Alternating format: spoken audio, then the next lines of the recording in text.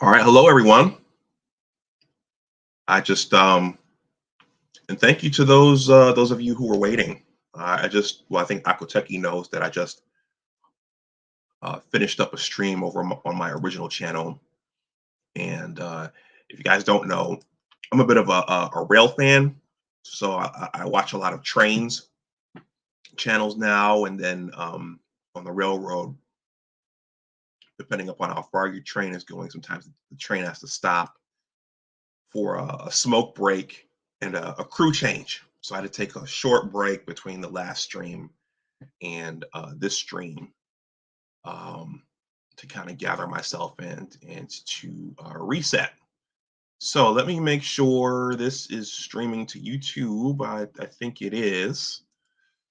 There was a bit of a snafu during my last stream where StreamYard actually kicked me out of the studio during the stream. So hopefully that doesn't happen here. Okay. Yep, there's me. I don't have a AdSense over here yet, so there are no ads. I'm going to share this on my original channel in case anyone wants to come over and listen. This isn't going to be a long one, but I do have another link to present.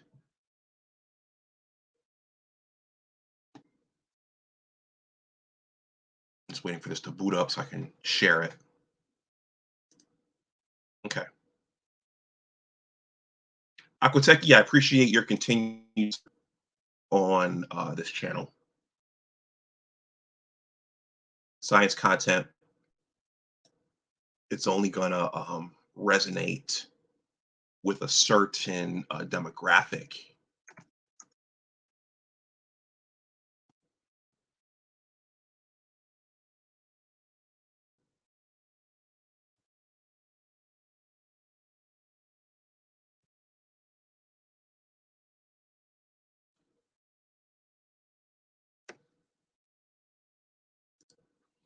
I had Captain Capitalism, Aaron Clary, on over on my original channel maybe about a month ago, and I think Aaron is of the opinion that well, I'll just say science content is only going to resonate with a certain demographic of people. I'll just leave that there to remain politically correct.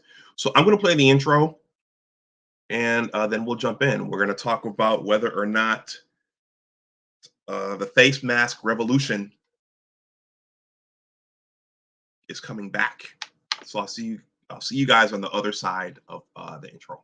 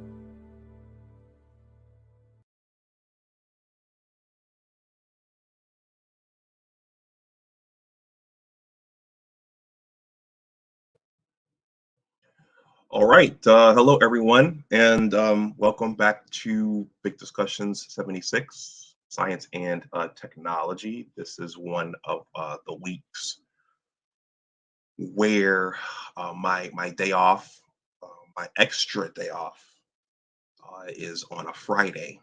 So I'm here, and today was actually a double header. I did something over on my original channel.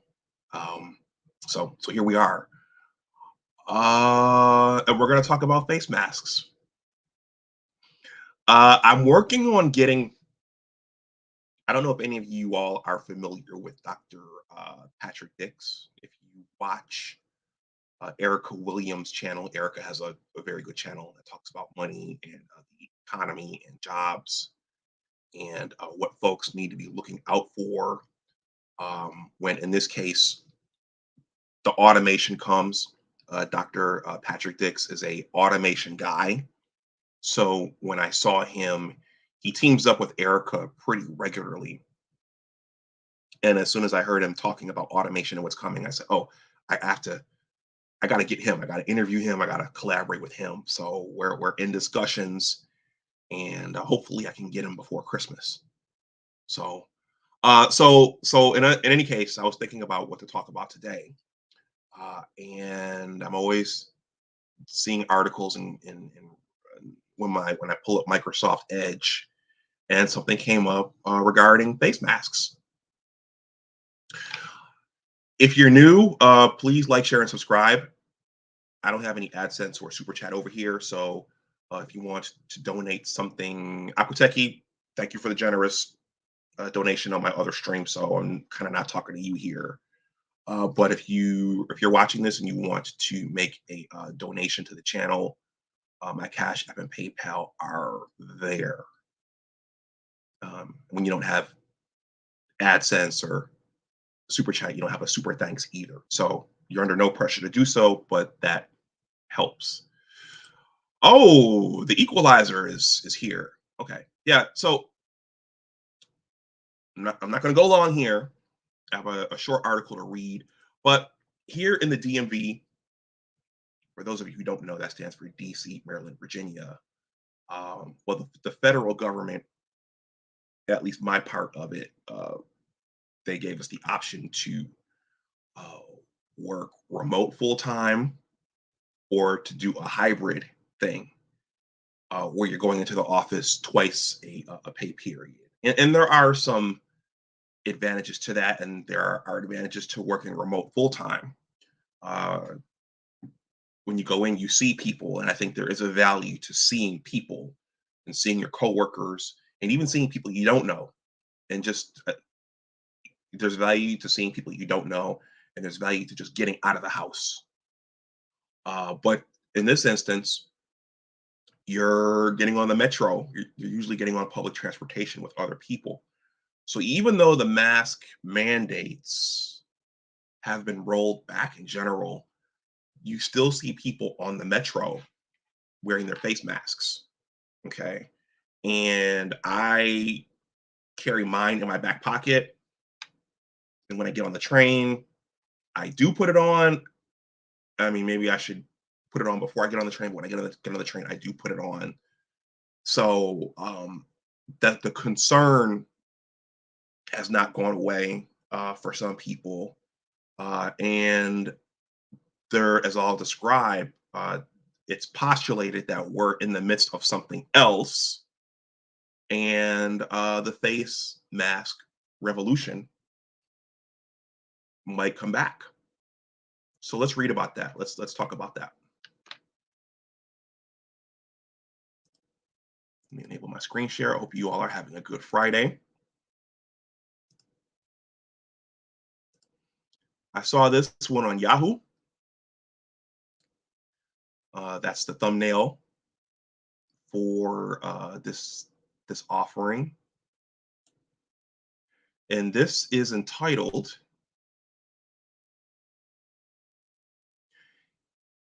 "It's Time to Wear a Mask Again." Health experts say. This is a 5-minute read, so this one is short. This was written by Dana G. Smith. on December 13th. Okay. And there's some kids there, probably in New York City. So students wearing masks arrive at Morton School in Manhattan on June 4th. I'm sorry, January 4th, 2022. So this picture is almost a year old. Before I jump into the article, the visual that I originally, well, it was a placeholder, but let me pull this up just for context so we know why face masks, why these are important, and what the concern is over. Let me find my pictures.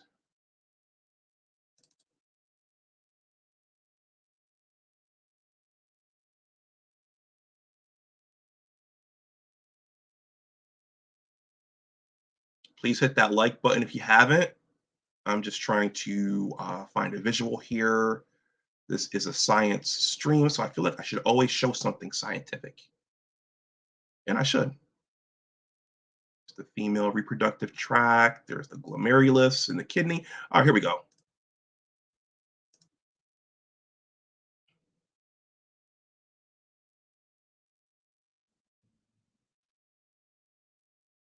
Okay, so this is the respiratory tract.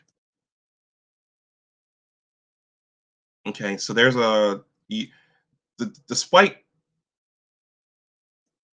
despite how the heart is predicted in pop culture, your heart actually sits in the middle of your chest cavity, right? Right there in the center, at least in terms of longitudinally. Or maybe it's vertically. Well, it's right here. It's right in the middle. And it makes sense. It's the center of your body, I guess. So the heart is actually surrounded by our lungs. You have two lungs, and the lungs um, perform gas exchange with the environment.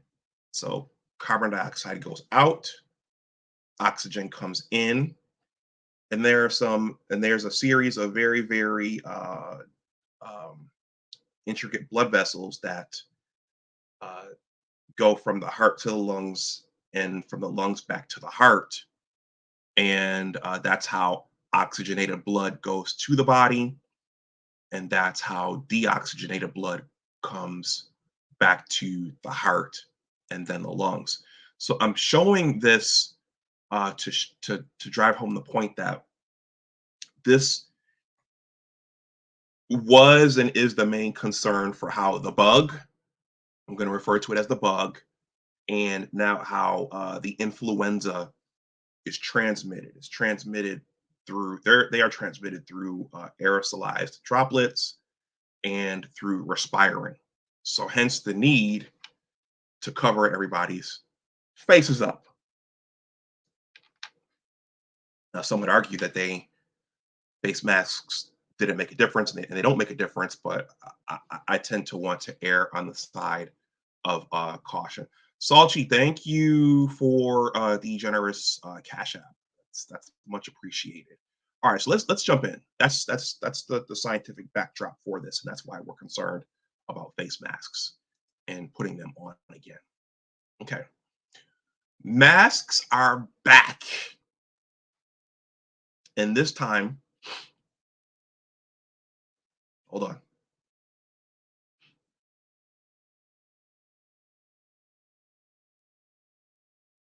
I feel a sneeze coming on. All right, masks are back, and this time they're not just for C-19. A triple demic of the C virus, influenza, and a respiratory syncytial virus known as RSV sweeping through the United States has prompted several cities and counties, including New York City and Los Angeles County, to encourage people to wear a mask in indoor public spaces once again. I've never heard of that third one, the respiratory syncytial virus, RSV. Okay. So I just learned something there. Nationwide, C-19 case rates and hospitalizations have spiked by 56% and 24%, respectively, uh, over the past 2 weeks. The Centers for Disease Control and Prevention estimates that there have already been 13 million illnesses and 7,300 deaths from flu this season, and those numbers are expected to rise in the coming months. So, in parentheses, it says over the past decade, annual flu deaths have ranged from 12,000 to 52,000 people, with the peak in January and February. And while RSV finally appears to be on the decline, infection rates are still high across much of the country. The CDC officially advises wearing a mask on a county by county basis, depending upon community C-19 levels, which take into account virus related hospital admissions, bed capacity, and case rates. However, in an interview with NPR last week, Dr. Rochelle Walensky, the CDC director, said you don't need to wait for CDC's recommendation, certainly to wear a mask. Okay. I'm going to take a swig of water out of my triple AS flask here. Triple AS stands for the American Association for the Advancement of Science.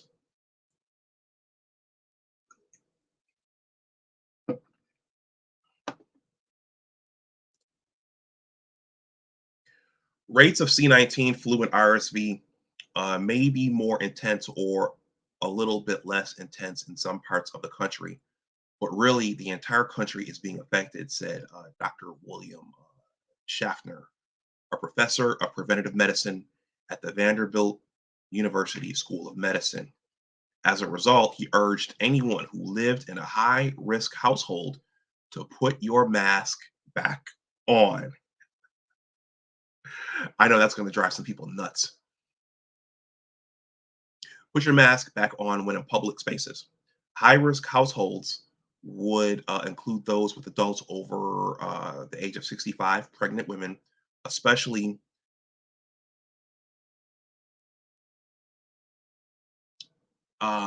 pregnant women, people with a pre-existing condition such as heart disease, diabetes, or lung disease, and anyone who is immune compromised. So, I don't want to speculate here, but I heard that the late Alan Roger Curry died from heart disease. So, and I know that he dealt with, um, I think, diabetic symptoms or diabetic issues. So, someone like him would have been at risk for this type of thing. Go Professor, thank you for stopping through. Thank you very much, Go Professor. Dr. Helen Chu, an associate professor of allergy and infectious diseases at the University of Washington uh, School of Medicine in Seattle, went a step further, recommending everyone wear a mask while infection and hospitalization rates are so high. I think it's a good time to mask, she said, given where we are right now with hospitals being at very close to capacity, especially in pediatric hospitals with RSV and with the flu. I think that anything that you can do to slow down community transmission is going to be helpful. Guys, I'm not watching the mainstream news a lot right now. Are they reporting on this? Let me know if you watch CNN or MSNBC or Fox or whoever. Are they reporting on this? Because I don't watch the mainstream news um, regularly now. I don't trust everything they say, and I don't want my mood affected. So is the mainstream news reporting on this? Just asking. There is strong evidence that masks help to reduce the transmission of several respiratory viruses. One paper published in 2020 by researchers in Hong Kong showed that people sick with either C19 or the flu breathed out fewer particles when they were wearing a surgical mask. Parentheses, masks were found not to be as effective for the rhinovirus, though, which causes the common cold. A study of C19 policies in Boston area schools found that removing a mask mandate in 2022 was tied to nearly 12,000 additional cases among students and staff. So one of the arguments against masks is that they don't do it. Here we go. Here we go. Mention his name and he will show up. So this is one of the arguments against masks. Thank you, Abdul. Okay, masks don't work. I'm sorry for any people that have contracted C19, but masks are used to control the blue masses. The Dems know that fear and scare tactics work, most notably with Black folks. Okay, so there's an argument against mask usage. I don't think Abdul Gaines is from the science community. So I have to trust a healthcare official or a researcher against what Abdul Gaines just said. Again, parentheses, this says masks were found.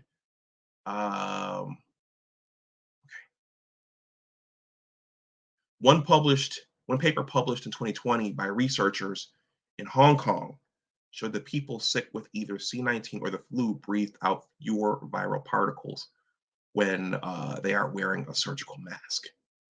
Okay. He always shows up right on time. Rates of influenza and other respiratory viruses essentially flattened during the 2020 and 2021 winter seasons, which was largely attributed to the protections the country took to prevent the spread of C19.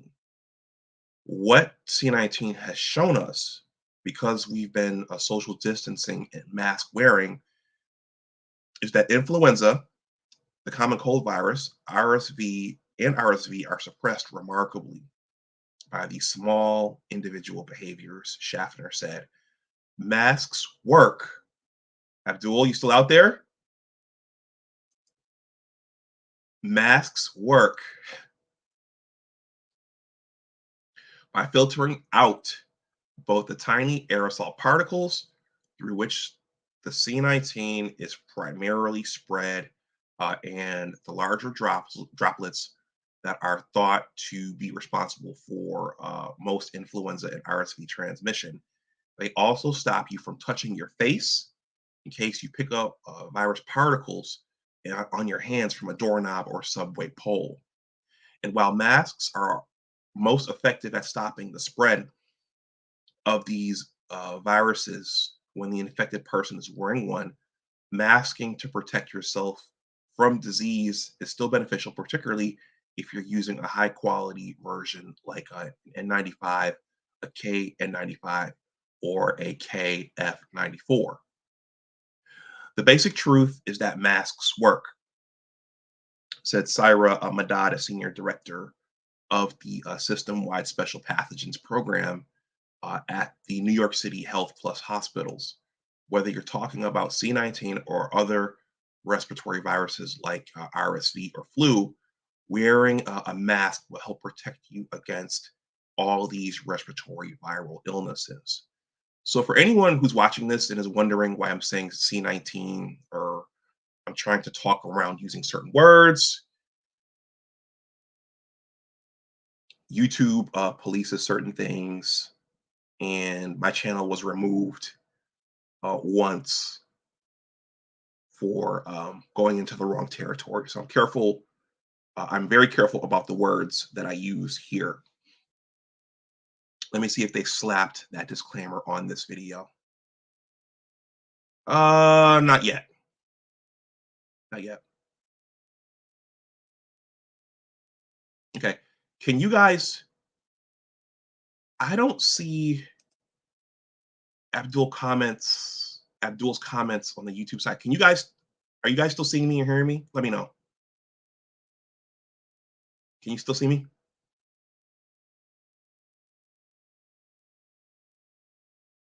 Yes, no, maybe. I still see 8 watching. Are you guys still seeing me out there?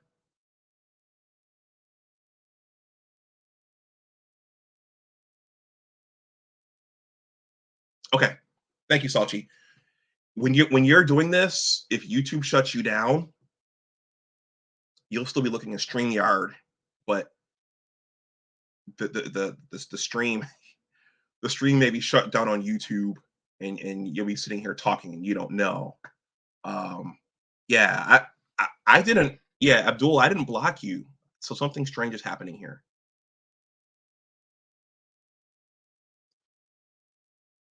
Well, in any case, for those on the YouTube side who can't see Abdul's comment, Abdul said this: masks don't work. I'm sorry for. Okay, so this is where we have like a YouTube mystery here. And then he says, if masks work, wouldn't the 2 weeks to stop the spread have worked by now? Okay. Well, let's not try to figure this out now. Let's just get through the stream and hope there's no bigger thing that YouTube is doing. Okay. Other public health measures such as hand washing, surface wiping, and air filtration are also important to limit the spread of respiratory viruses. Special emphasis has been placed on immunization, especially by the White House and the CDC. And you should absolutely get a flu shot and the latest C19 immunization booster if you haven't already. But immunizations are best thought of as protection against severe illnesses if you don't get infected with a virus. Masks are the first line of defense against transmission. So, a public service announcement: an immunization, and I'm using that word on purpose instead of the V word, an immunization won't stop you from coming into contact with a viral particle. If it's working properly, it will it if it's working properly, it will give you protection against it. So there's a lot of back and forth on Twitter and probably in other spaces about people who got immunized but still got the virus. It's not going to stop you from coming in contact with the virus, or even it won't even stop the virus from getting in your bloodstream. So I just wanted to make that disclaimer there. Okay, so Aquateki says he saw both of Abdul's comments. Maybe Abdul removed his own comments. I don't know. I don't know. Who knows? Okay. Frankly, to prevent transmission, neither antivirals nor immunizations have done a great job. Okay, we have a detractor here, said Dr. Abrar Karan, an infectious disease fellow and postdoctoral researcher at Stanford Medicine. What prevents transmission is actually masking and likely air filtration. When weighing when and where to mask, Madad recommended paying attention to the 3 C's: close contact, crowded spaces, and confined places with poor ventilation. The experts urged wearing masks while traveling on planes and public transportation, and they strongly suggest doing it while out shopping for groceries and gifts. For smaller holiday parties with people you know, it's fine to forego masks if guests test beforehand and stay home if they're feeling run down. Realistically, not everyone in the United States or in a certain city will wear a mask. I think they're talking about you, Abdul. Uh, in fact, you might find yourself the only person in a store or on a plane who's wearing one.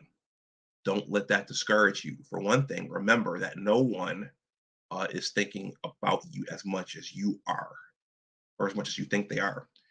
In social psychology, this is called the spotlight illusion, said Gretchen Chapman, a professor of social and decision sciences at Carnegie Mellon University. I may feel that everyone's staring at me because I'm wearing a mask, but chances are that's like the 11th thing on their list to worry about, she said. What's more,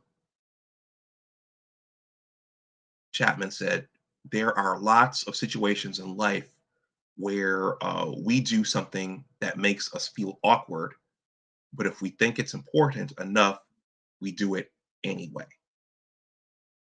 Okay.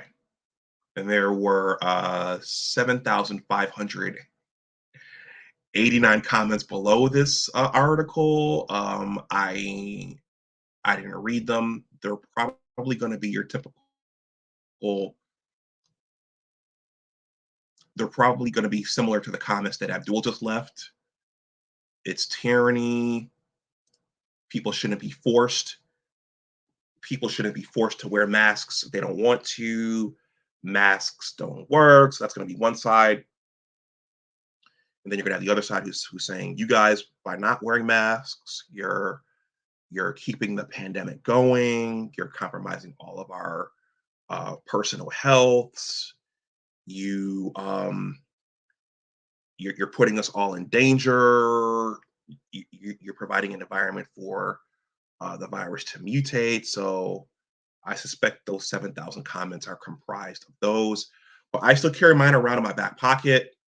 When I went to the Big Ten championship game in Indianapolis 2 weeks ago, I think I did put my mask on the flight. I on the metro here in DC, I do put my mask on the metro. Some people are wearing them, some people are not. So I think Kevin came in late, so I'll go back to it. He says a mask that is supposed to stop what from happening. Okay, so let me go back.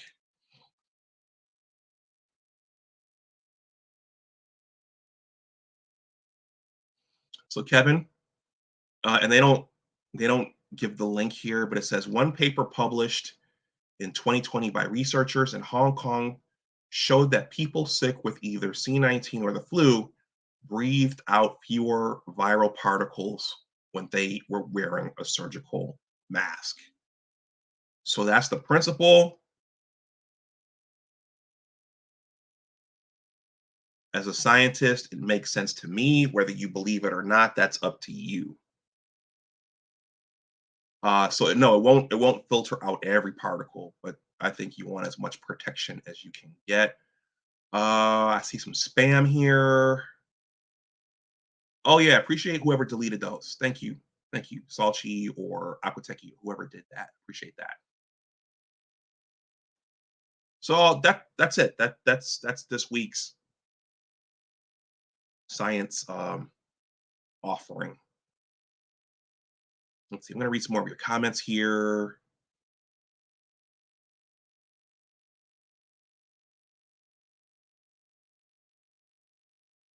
Okay, Aquateki says, or if they had a mask, it was often worn improperly and not fitted correctly. Kevin says, if it's no, if it's not 2 millimeters, 2 micrometers, 2 microns, probably 2 microns. What's it stopping? If it's not a 2 micron mask, I'm assuming the M is micron because you didn't spell it out. What's it stopping? That's a good point. Sniped my own comment, LOL. Kevin says, so then what's the point in wearing one if it doesn't filter what it needs to be filtered? Let's see. Masks stop water droplets containing the virus from becoming airborne. You know what, Kevin? As a scientist myself, I think in terms of percentages and magnitudes. So even if it stops the larger particles, the larger droplets from spreading from one person to the other, then maybe even just that little bit of protection is helpful. That's the way I see it. Even if it's not 100%, if it's not catching everything, maybe just that little percentage helps. Okay, do you guys have anything else before I shut down? This is a topic that not everyone is going to agree on.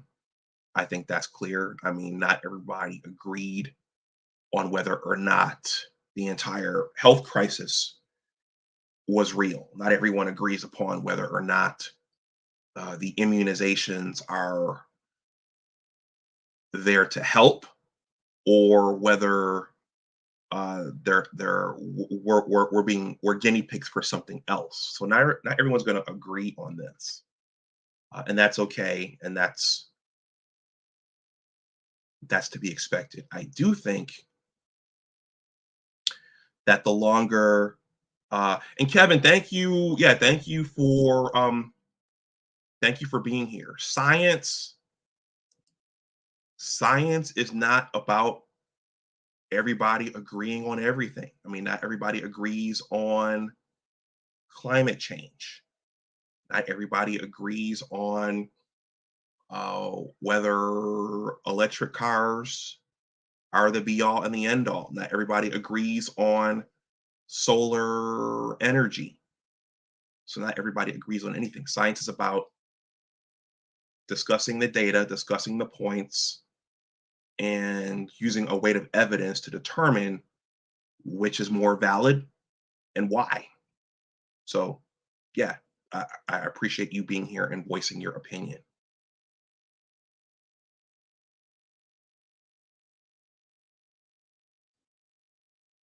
Let's see. I'm trying to think. Is there anything else? So, Kevin, I haven't seen you before. Hopefully, you come back. Unless there's something I really want to cover, I think that I should absolutely hit. I kind of look at what's happening in terms of current events, and I'll create content on that. And I have guests that I bring on. I think my last guest was Floyd Vergara, and we talked about biodiesel fuels and renewable energies for vehicles. Um, I really want to get Dr. Patrick Dix so he can come and talk to us about automation. The tech topics are very popular. The gadgets, the artificial intelligence, the quantum computing, the Internet of Things. Those are very popular, and I want to learn some more about it because apparently once this automation comes, it's going to change things for everybody. So Patrick really has his finger on the pulse of what's happening with the automation. So I want to have him come on. Salchi says, um, to me, the issue is that too many people have poor hygiene and etiquette. Cover your mouth and nose and wash your hands. Okay. Yeah, I wouldn't disagree with that,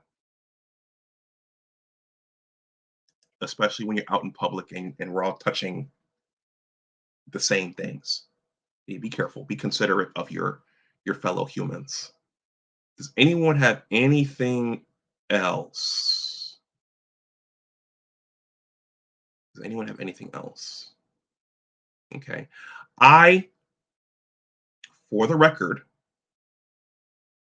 for the record, I have been immunized. Okay. My place of worship, I do go to church sometimes to try to help keep myself sane in this ever-changing world. So one of the conditions for going back to my place of worship was they wanted everyone to be immunized and to have a record of it. So I got immunized, and I also got the flu shot. So I got both of them. This third one they're talking about, Chaos Rain. Thank you for stopping through. I hope you. I know you were interested in the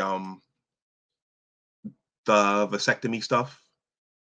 Uh, so that's the other thing, Kevin. If you're new, please subscribe. I don't know if YouTube is unsubscribing people here, but I'll get some, and then a few will drop off, and then I'll get some, and a few will drop off.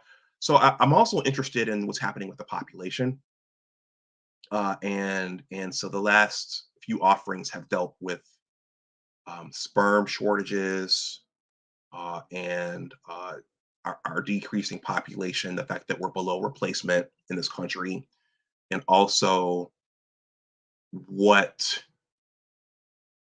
why so many younger men are getting vasectomies. I'm saying Chaos reminded me of that because I think Chaos Rain asked me for some of the links to that stream. So I cover a bunch of different things here, but I want to have Dr. Patrick Dix come and talk to us about automation. Okay, is there anything else anyone wants to you have any more comments there in the chat? I'm going to shut this down shortly because I need to have some lunch and I need to figure out my travel plans. I'm going back up north where it's going to be cold for the next 2 weeks. Does anyone have anything else? Any questions? Guys, if you want to send me an email directly, that second line right there, bigdiscuss76 at bigwordsarepowerful.com. I know that's long, but you can email me there. I set that email up specifically for my YouTubing, and that email, it just gets a little bit of traffic, so it's underutilized. If you're on Facebook, I have a page, a Big Words Are Powerful page that's there. If you're on Twitter, that's my Twitter handle at Big Words Are Powerful, and that's my Instagram handle at NYUSEF76. I'm not posting any thirst trap pictures because I mean, who wants to look at me? Anyway, that's where you can follow me on Instagram. And that's where you can email me. If you have ideas, if you have things you want to know about, if you have things that you want me to cover, I will certainly take those into consideration. A donation will help that move to the top of the pile. But Kevin says, Chaos says, yes, YouTube will unsubscribe people. They do this to discourage you. I think you mean discourage. And then Kevin says, the marriage laws and the incentives for women to break the home is most likely part of it. Well, Kevin, we're also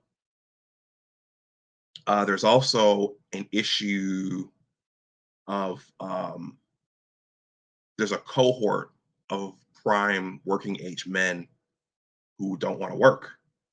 So what you're saying right here might have something to do with it, but yeah, it could be that because these young prime working age men, these prime young working age men don't see family formation in their future. Maybe they've lost their will to work, so that's probably significant. And also, in one of the pieces I read last week, I think hearing bad news all the time is discouraging a lot of men from wanting to work and entertain the idea of starting a family.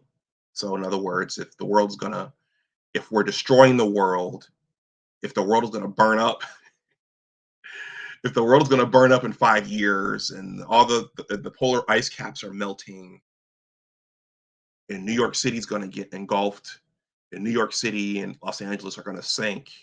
If we're gonna have the day after tomorrow, did you guys see the day after tomorrow with Kevin Costner and Jake Gyllenhaal? If we're going to have these cataclysmic world-ending events, why bring a child into that? One of the articles I read last week stated that, yeah, people are saying that. They're saying, what's the point? What's the use? Why bring a child here if all this bad stuff is going to happen? So people are being influenced by what they're hearing in the mainstream news and in pop culture. Aquatechy, Nicholas Eberstadt.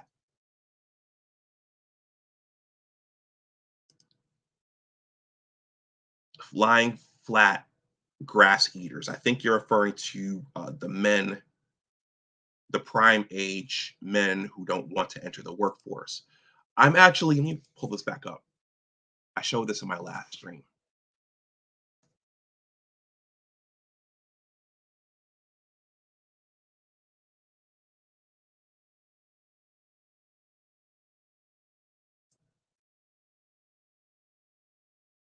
Nope, I want the updated edition. There it is. As we speak, I'm waiting on Amazon to drop this book off right now. And my nose will be buried in this book over the Christmas break.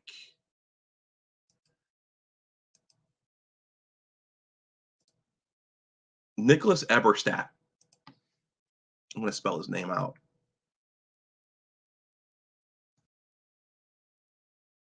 I hope to interview this gentleman. He's older, but he's got some good things to say about what's going on.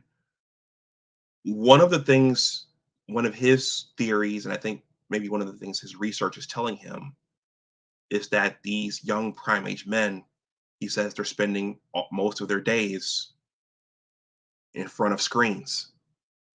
They're playing video games, they're on social media, they're on YouTube watching videos. So they're spending the majority of their time in front of screens.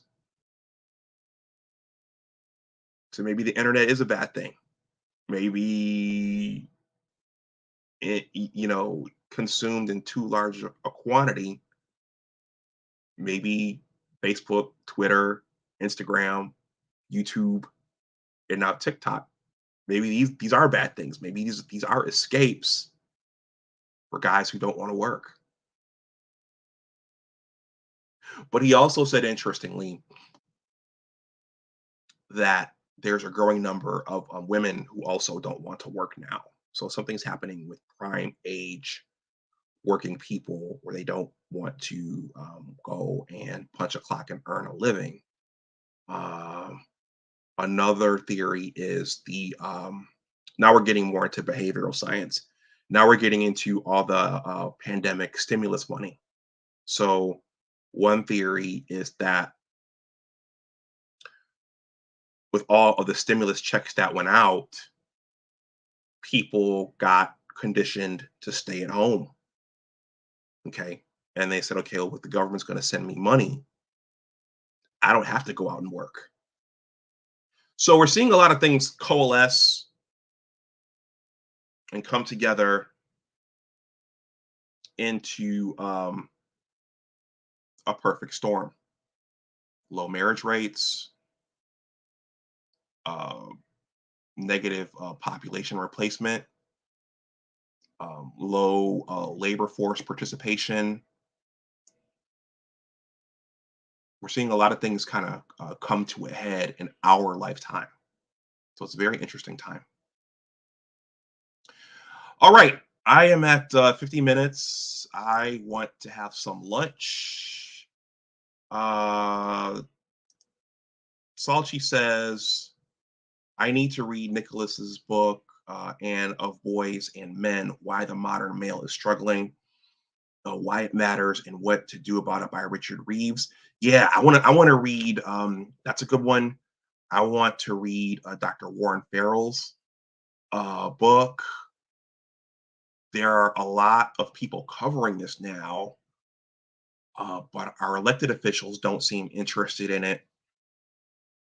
And the mainstream media doesn't seem interested in it. So now we're talking about behavioral science and biology. We're talking about a little bit of anthropology now. Now we're talking about a little bit of reproductive biology. If the men of a species go away, and if the men of a species aren't there to reproduce, and if they're not there to work, what happens to the species? What happens to society? And when is the point of no return where you can't fix it anymore?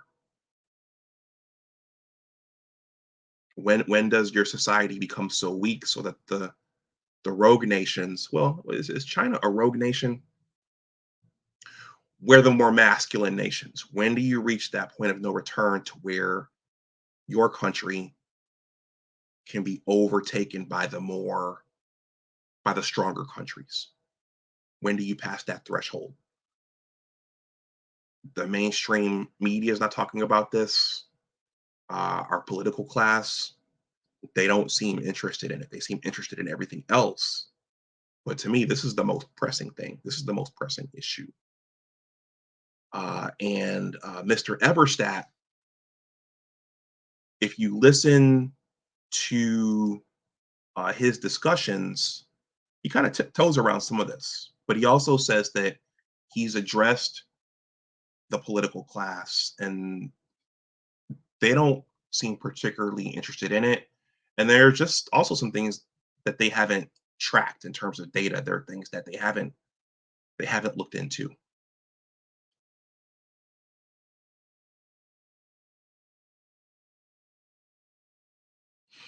Aquateki says the mouse utopia. Shout out to the nameless protagonist. The nameless protagonist has done a lot of work on this, researching this, and I'm gonna put that on my list to have him come and talk about it here because people aren't looking at that. People, a lot of information is buried. A lot of the answers we need are already there, but they're buried, and people aren't looking at it. And I think some people want that information buried. Yeah. Salchi says, I think the USA is at that point. Okay. Yeah. If you don't, yeah, if the men go away, or if you don't have men anymore, and if you don't have an army, you don't have anyone to pave the roads, to repair the bridges, to build the buildings, and to protect, what have you got? What have you got? And I'm going to end here because I'm kind of on a ramble to end the stream off. I think this is part of the need for artificial womb technology. If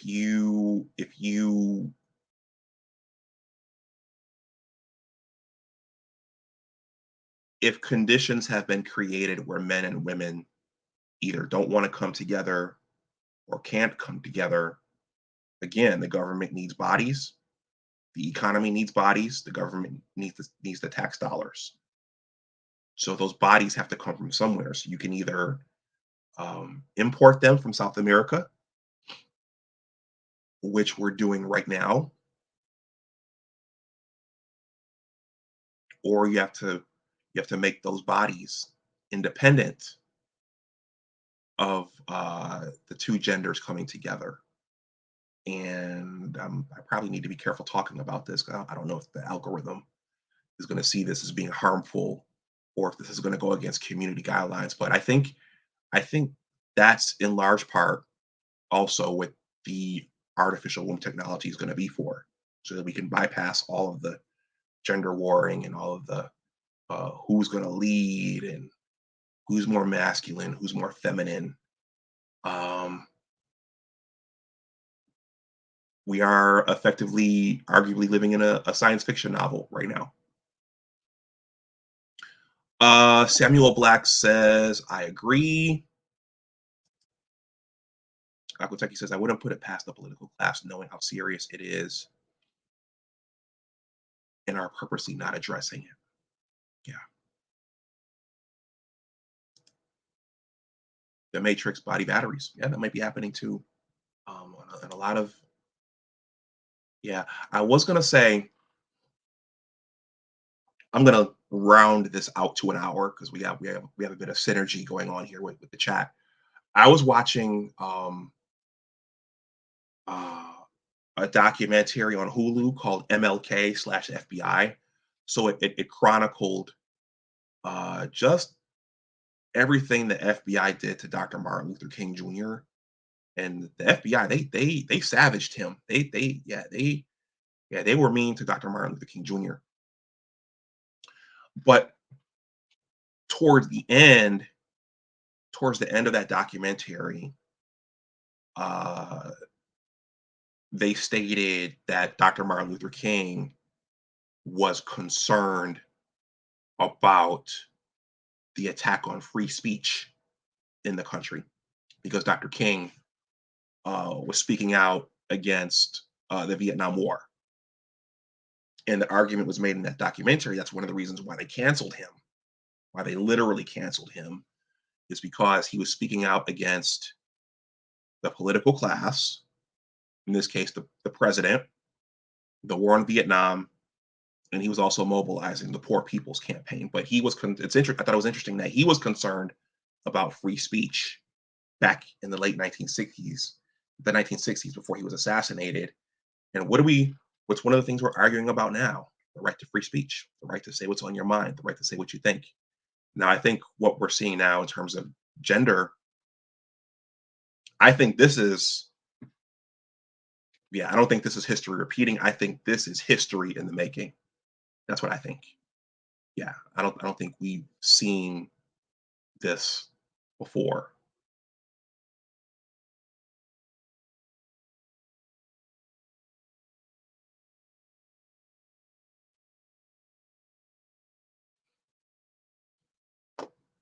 Salchi says, so whose DNA will transfer on with artificial wombs? Um, I don't know. That's a good question. Well, obviously, probably the people with the resources, people in charge. They'll, their genes will go on, and they'll get to dictate who else's genes will go on.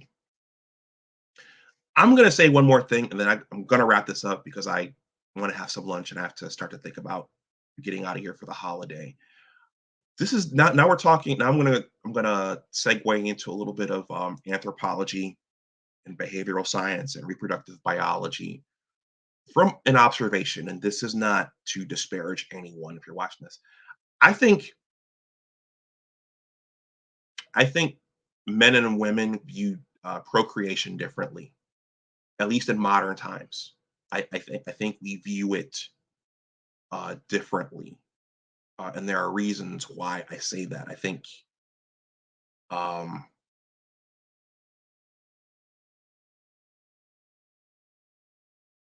in many instances, well, should I say that? Should I say that on record?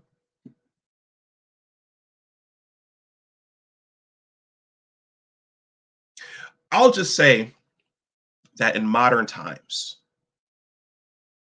and we'll all be around. We were around our Thanksgiving dinner tables, and we were around. We'll be around Christmas dinner tables for those of you who celebrate Christmas, or Kwanzaa celebrations. Will be at Kwanzaa celebrations, or for those of you who are Jewish, you'll be at Hanukkah celebrations. Children today are not looked at as uh, the crown jewel, or as creating a new generation, keeping the bloodline going. They're in large part looked or legacy. They're not looked at as legacy. They're looked at as a bit of an inconvenience. Um, so everything has changed. I'll just say that there. Yeah, I'll just say that there. And the creation of that new generation is not seen as a duty anymore, and it's not seen. I don't think it's seen as important as it once was.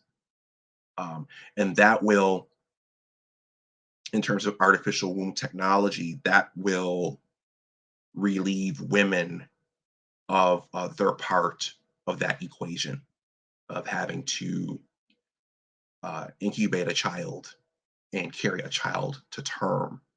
That will eliminate that. That will eliminate that their part of the equation. Yeah,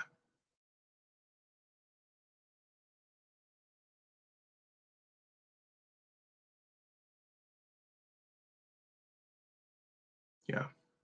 Okay, Guys, I'm going to wrap this up. I want to thank everyone. Um,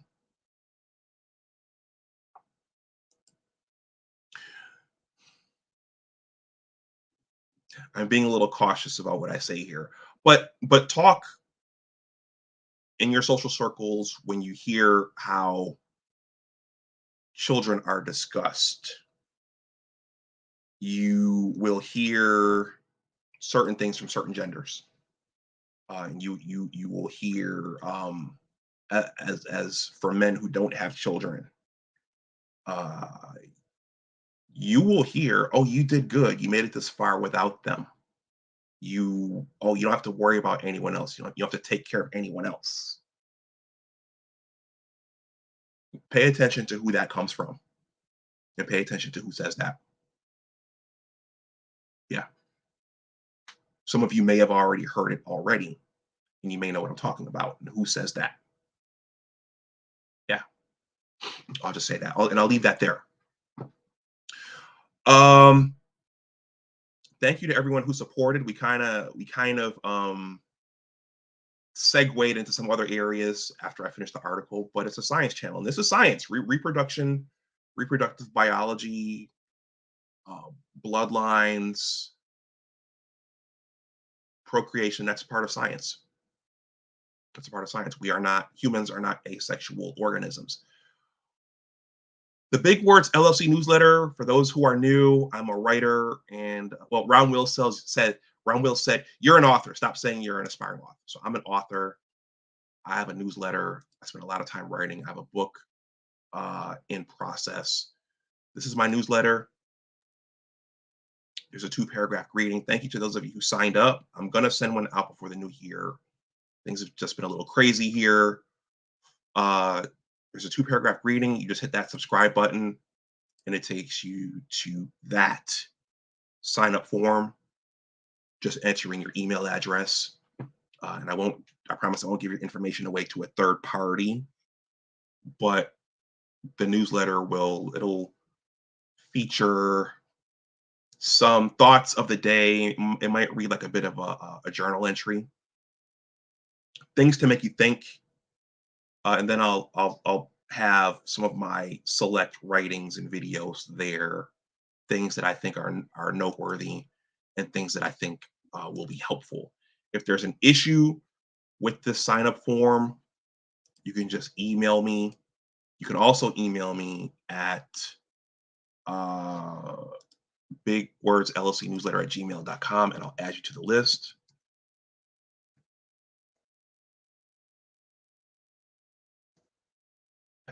And with that, I'm going to wrap this up. Thank you, everyone. Please like, share, and subscribe, especially if you're new. If you want to donate something to the channel, my Cash App and PayPal are below in the description box. I don't have AdSense or super chats or super thanks over here yet. I think I'll get there someday, but based upon the nature of this content and these being science and technology topics, it's going to take a little bit longer. But it'll get there.